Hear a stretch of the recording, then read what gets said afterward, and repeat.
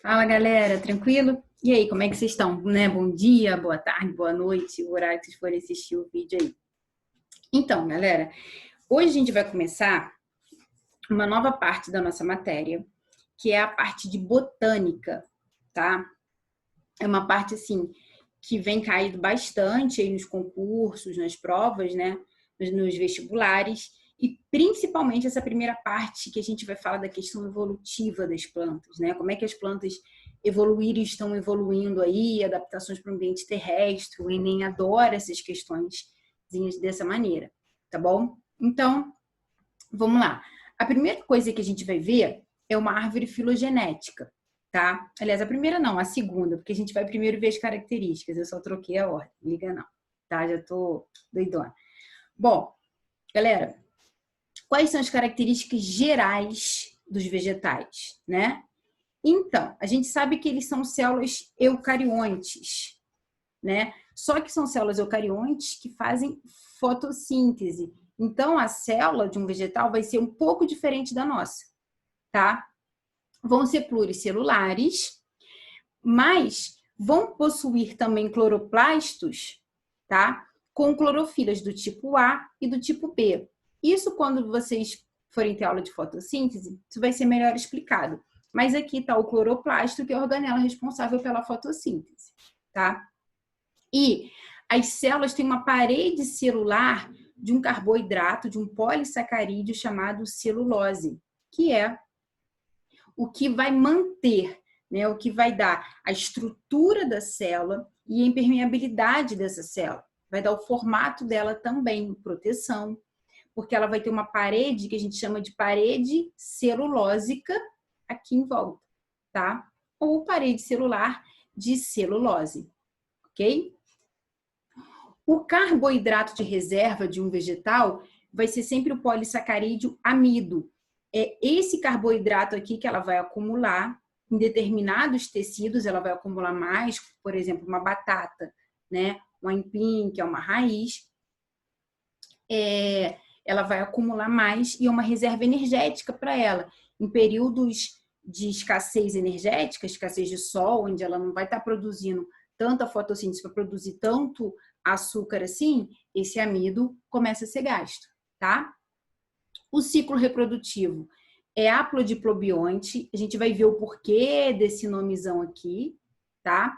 A gente vai ter a planta geralmente com duas fases adultas, é o que vai caracterizar esse ciclo aqui. Então, esse ciclo a gente vai ter dois tipos de adultos diferentes. Então, duas fases adultas. A gente vai ver de cada planta, não se preocupe agora, tá? E são os produtores da cadeia alimentar, porque eles produzem o próprio alimento. Tranquilo? Então, aqui está o cloroplasto, né? E agora a gente vai ver a filogenia desses grupos vegetais. Mary, o que seria filogenia? Filogenia, meus lindos, é como que ocorreu a evolução até o que a gente tem hoje. Né? Daqui para frente, a gente sabe que, como todos os seres vivos estão evoluindo, as plantas também, óbvio, mas até o grupo das plantas que a gente conhece hoje, como que se deu essa evolução. E aqui a gente tem uma árvore filogenética ou um cladograma, tá? Então, é uma representação evolutiva essa árvore filogenética aqui. E aí, deixa eu explicar para vocês como é que isso funciona. A gente tem um ramo central aqui, que sempre vai ficar o ancestral, tá? E aí, a partir desse ancestral, cada ramo desse aqui vai identificar um grupo diferente, tá? Que a gente chama de clado. Cada partezinha aqui que sai desse ramo principal, que sai esse ramo secundário, a gente vai chamar de clado, beleza? Então, como é que foi a evolução das plantas? A gente teve um ancestral, esse ancestral, ele era uma alga ancestral, e dele partiram dois ramos. Um primeiro ramo aqui, que deu origem às algas, que hoje pertencem ao reino protista, e um outro ramo desse ancestral, que deu origem às plantas, aos vegetais, ao reino plantae, ok? E aí, Cada número aqui, esse pode ser representado por um número, pode ser representado por simplesmente um traço, tá? Então, cada número desse aqui, ele quer dizer uma característica que surgiu e a partir do surgimento dessa característica, todos aqui passaram a apresentar. Então, olha só. Surgiu essa característica aqui, número 1, ela está aqui. A partir dela, briófitos, pteridófitos, gimnospermas e angiospermas, todo mundo vai apresentar a característica 1. A característica 2, todos vão apresentar com exceção das briófitas. A 3, todos vão apresentar com exceção de briófita e pteridófita. A 4, só angiospermas vão apresentar, tá? Porque ela surgiu a partir daqui somente. Agora, não é esse o caso, tá? Mas se eu tivesse uma característica aqui, por exemplo, só pteridófita que iria apresentar, tá bom? Então, vamos lá. O que seria essa característica número 1? Ó, surgem as primeiras plantas com embriões protegidos. O que quer dizer isso aqui, galera? A gente tem o embrião já dentro de uma estrutura dentro da planta, sendo protegido. Esse embrião já não fica mais num ambiente como fica nas algas, tá? Então, a partir daqui, todo mundo vai ter embrião protegido. Características 2. Primeiros vasos condutores de seiva, tá? Que esses vasos condutores a gente vai ver, que a gente vai chamar de xilema e floema. Só para a gente aqui não esquecer, ó, o xilema, ele é um vaso condutor que ele transporta água e sais minerais, tá? Do solo para as folhas, porque essas folhas precisam de água para fazer a fotossíntese e a planta precisa de sais minerais também para a saúde dela. E o floema, floema transporta seiva, que são açúcares, tá? Produzido nas folhas durante a fotossíntese. E aí é o contrário, ele é das folhas para as raízes, tá? Lá no solo. E aí, galera, isso aqui a gente chama, o xilema, a gente fala que ele produz a tal da seiva elaborada, que contém açúcares, tá? E aqui água e sais, a seiva bruta, tá? E aí, a partir daqui, por exemplo, briófitas, que são musgos, briófitas, que são esses musgos aqui, que aparecem no muro, no chão, em calçadas, em lugares muito úmidos, são plantinhas pequenininhas, tá? Que não têm vasos condutores. Porque à medida que as plantas foram adquirindo um tamanho maior, esses vasos condutores foram ganhando uma grande importância. Porque como que eu transporto água numa sei lá, 10, 20 metros? Né? Eu não tenho como. No caso das briófitas, elas são pequenininhas, então a água ali vai passar por difusão de uma célula para outra. Nos vasos condutores, não. Ok? Então, aqui é uma imagem das briófitas. A gente vê muito em muro, elas acumulam uma gotinha de água quando chove aqui na ponta, né? Agora, no caso dos vasos condutores, eles aparecem já nas sambambaias, que são as pteridófitas, as avencas, a gente vai ver depois, tá? Cada uma em separado. E aí isso proporcionou a essas plantas tamanhos maiores, tá? E uma já não precisar de ficar num lugar tão úmido. No caso, como as briófitas precisam, porque elas precisam recolher água ali do ambiente. Quando você tem vasos condutores, você já tem raiz desenvolvida, você já pode ter um tamanho maior, tá? A gente tem sambambaias gigantes e tal. No 3, o que a gente tem?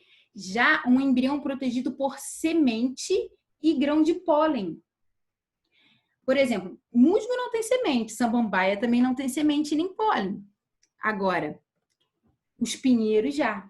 Os pinheiros já são enormes, eles têm embrião protegido, tem vasos condutores e tem semente grão de pólen. O grão de pólen, ele é disseminado pelo vento, né? E aí o vento traz esse grão de pólen tem que entrar aqui na pinha, nesses ganchinhos que a pinha tem. Ali ocorre a fecundação e um embrião é desenvolvido ali dentro, que vai gerar uma semente que a gente vai chamar de pinhão. Depois, em angiospermas, que é características de angiospermas, é flor e fruto. São as únicas plantas que têm flor e fruto. Então, a flor vai servir como um órgão reprodutor, vai ter ou uma flor feminina, uma flor masculina, ou vai ser uma flor que vai ter os dois sexos, tá? Aí, ali dentro, ela vai ter um ovário onde vai ocorrer a fecundação, e dali ela vai perdendo as pétalas, esse ovário vai aumentando de tamanho e vai se transformando em um fruto, tá? Então, flores e frutos são características de angiospermas. Tranquilo, galera?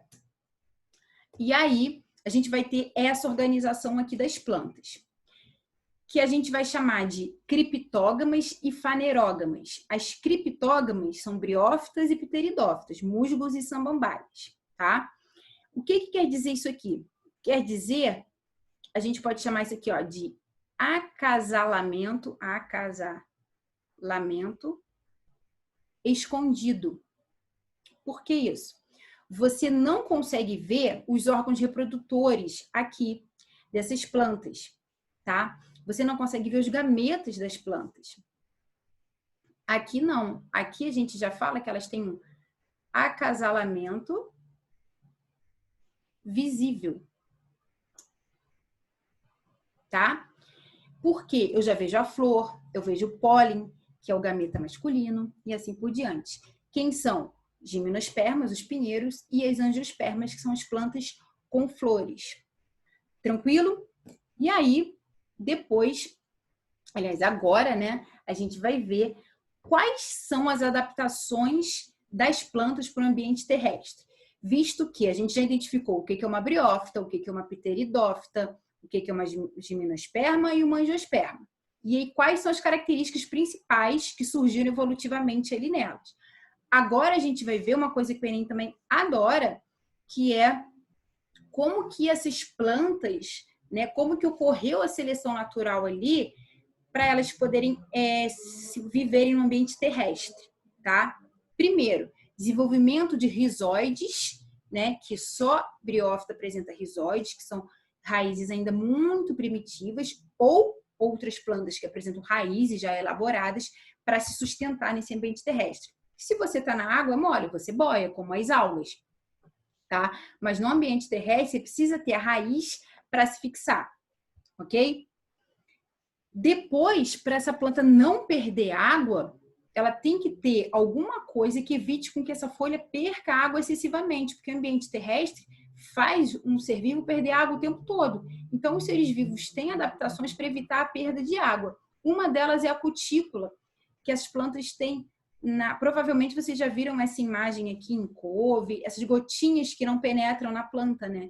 Que elas ficam aqui em cima, porque aqui tem uma cutícula de cera que repele essa água. Então, da mesma maneira que repele da água entrar, evita com que ela saia também, tá? Desenvolvimento de vasos condutores, como eu falei para vocês, ó, o xilema subindo e o floema descendo. Lembrando que o xilema, ele vai transportar a seiva bruta, tá?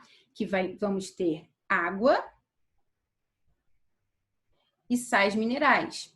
E o floema vai transportar a seiva elaborada, que a gente vai ter os açúcares. Peraí, gente, que eu escrevi errado aqui. Vai ter os açúcares produzidos durante a fotossíntese nas folhas, tá? Então, vão ser vasos como se fossem canudos mesmos que vão percorrer esses tecidos dentro do caule da planta, e aí eles vão, dentro do caule eles são grandões, como se fossem os vasos sanguíneos nossos. E aí, guardando as proporções, obviamente. E aí eles vão se estender até nas nervurinhas das folhas, tá? E também gametângios para abrigar esses gametas, tá? A gente vai ter os gametas sendo protegidos dentro de estruturas nessas partes reprodutivas da planta, tá bom? Então, galera, é isso. Agora a gente vai começar a ver os grupos separadamente, tá? Primeiro a gente vai começar com as briófitas, que é o próximo vídeo aí. Então, até daqui a pouquinho.